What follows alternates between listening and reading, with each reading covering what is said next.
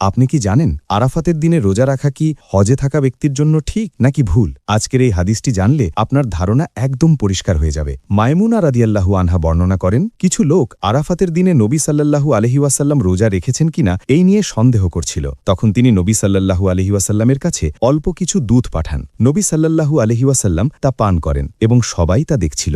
সাহিহ বুখারী 1989। এই হাদিস থেকে আমরা বুঝতে পারি, এক, যারা হজে গিয়ে আরাফাতের ময়দানে অবস্থান করেন তাদের জন্য রোজা রাখা উত্তম নয়, কারণ এই দিনের শক্তি দরকার দোয়া, ইবাদত ও কান্নাকাটির জন্য। তাই নবী সাল্লাল্লাহু আলাইহি ওয়াসাল্লাম নিজে রোজা না রেখে আমাদের জন্য সহজ পথ দেখিয়েছেন। আপনি আগে কি ভাবতেন, আরাফাতের দিনে সবার জন্য রোজা নাকি শুধু হজে না থাকা ব্যক্তিদের জন্য? কমেন্টে জানিয়ে দিন। এবার আপনাদের জন্য একটি ছোট্ট চ্যালেঞ্জ। আগামী 24 ঘন্টার মধ্যে এই সুন্নাহটি আপনার অন্তত 3 জন বন্ধুকে জানান। দিনের জ্ঞান ছড়িয়ে দেওয়াও কিন্তু একটা বড় ইবাদত। দেখি কে কে এই চ্যালেঞ্জটি গ্রহণ করছেন। এমন সাহি হাদিস ও সহজ ব্যাখ্যা পেতে আমাদের পেজ বা চ্যানেল ফলো বা সাবস্ক্রাইব করুন। ভিডিওটি ভালো লাগলে লাইক দিন। আল্লাহ আমাদের সবাইকে সুন্নাহ মেনে চলার তৌফিক দান করুন। আমিন। আসসালামু আলাইকুম ওয়া রাহমাতুল্লাহ।